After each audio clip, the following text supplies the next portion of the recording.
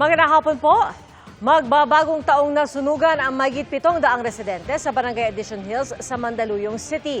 Ngayong taon, ito na ang ika-9 na sunog sa barangay, batay sa datos ng BFP-NCR, at ikalawang sunog doon na mahigit 10 pamilyang apektado, batay naman sa datos ng GMA Integrated News Research. Nakatutok si Bea Pinlac. Ganito kalaki ang apoy na lumamon sa halos 100 bahay sa Barangay Addition Hills, Mandaluyong kagabi. Ayon sa Bureau of Fire Protection o BFP, mahigit 700 residente o 165 pamilya ang nawalan ng tirahan ilang araw bago salubungin ang bagong taon. Paano yung bagong taon namin? Wala rin akong magawa kasi nandyan na. Mas inuna ko talaga yung mga anak ko kaysa yung mga gamit namin. 3 ang naitalang sugatan, kabilang ang isang fire volunteer at senior citizen. Binigyan sila ng paunang lunas. Maraming nasunugang residente ang halos wala nang naisalbang gamit. Ayon sa BFP, nasa ₱250,000 ang halaga ng pinsala. Si Leia, sa school bag na lang ng anak sinuksok ang ilang dokumento nilang mag-anak. Yung sunog nasa likod na po namin.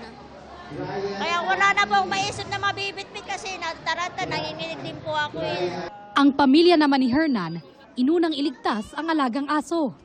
Parang anak ko na lang din po ito. Pagdawi ko sa bahay, wala, tupok na. Wala na akong inabutan. Umabot sa ikatlong alarma ang sunog.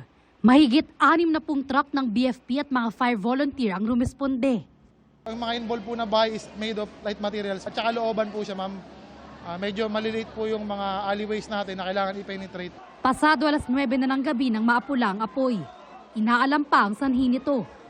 Para sa GMA Integrated News, Bea Pinlac, nakatutok 24 oras. Kahit po ngayong salubong 2026, problema pa rin ang mga walang habas na nagpapaputok ng baril. Mula po December 16 hanggang 27, nakapagtala ang National Capital Region Police Office ng 3 insidente ng indiscriminate firing sa Parañaque, sa Navotas, pati na sa Caloocan. 3 ang arestado, kabilang ang isang pulis. At sa buong bansa, hindi po bababa sa 7 ang naaresto, kasama na ang 4 na pulis. Sa isang kaso rin ito sa Pampanga, patay sa ligaw na bala ang isang senior citizen. Nakatutok si Jonathan Andal. Nasawi ang 66-year-old na si Raul Pangilinan ng tamaan ng ligaw na bala habang nakaupo sa labas ng kanilang bahay noong bisperas ng Pasko.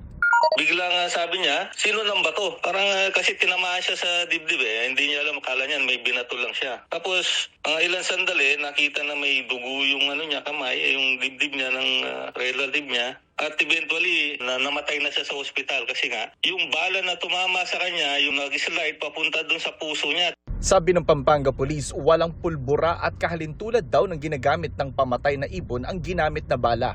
Airgun ang gamit eh. Wala pang naarestong suspect pero may person of interest na ang pulisya. Tinaalam kung nakainom ba ito noong magpaputok ng ligaw na bala. Ongoing po yung monitoring natin ngayon doon sa POI natin at rine-ready na rin po natin yung mga documentation for filing of appropriate charges doon sa ating POI. Para sa GMA Integrated News, Jonathan Andal, nakatutok 24 oras. Arestado sa Pasig ang isang lalaki nagbebenta ng mga paputok online. Sinira naman ng mga pulis sa iba't ibang probinsya ang libu-libong nakumpiska na iligal na paputok. Nakatutok si Bernadette Reyes. Sinindihan saka sinira ang mga iligal na paputok na nakumpiska sa buong Pangasinan mula December 16 hanggang kahapon. Binugahan ng tubig at inilublob sa mga drum ang mga paputok. Mahigit 87,000 pesos ang halaga ng halos 11,000 piraso ng mga kumpiskadong paputok at boga. Kailangan ay ang pagdiriwang ng Kapaskuhan at holidays ditong kaming New Year ay dapat ay tahimik lang at peaceful. Walang dapat mangyaring disgrasya. Winasak din ng mga pulis sa Tuguegarao City ang halos 23,000 pesos na halaga ng mga iligal na paputok. Kabilang ang mga boga, 5-star, piccolo at plapla. Maging sa Cavite kung saan mahigit 6 na ang iligal na paputok at pyrotechnic device ang nakumpiska. Sa Pasig City, arestado ang isang lalaki matapos mahuling nagbebenta online ng mga paputok. Sa pagkandak po ng ating mga operatives ng personnel natin ng Pasig City Police Station ng cyber patrolling ay nasabat nga po itong nag-online sale ng firecrackers. Sinisika pa naming kunan ng pahayag ang sospek na isinasailalim na sa inquest proceedings. Sa isang post, sinabi ni Pasig City Mayor Vico Soto na sa unang pagkakataon, hindi nag-issue ng special permit to sell fireworks and firecrackers ang Pasig LGU kahit may mga nagmamakaawa. Sa Divisoria, may mga nagbebenta rin ng mga iligal na paputok. Panay ang paghikayat ng Bureau of Fire Protection sa mga LGU na magkaroon ng designated Community Firecracker Zone and Community Fireworks Display Area. Hanggat maaari total ban yung firecracker, although prerogative ng bawat LGU kasi meron namang authorized.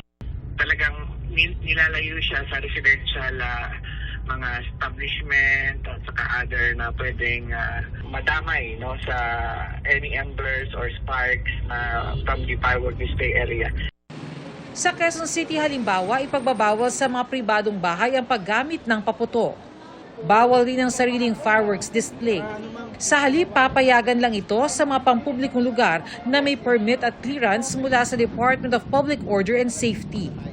Ayon sa pamahalaang barangay ng Barangay Novaliches proper, sa rooftop ng 6 na palapag na gusaling ito, gagawin ang fireworks display sa December 31. Sa ganitong paraan, magiging ligtas daw para sa mga residente ang pagsalubong sa bagong taon.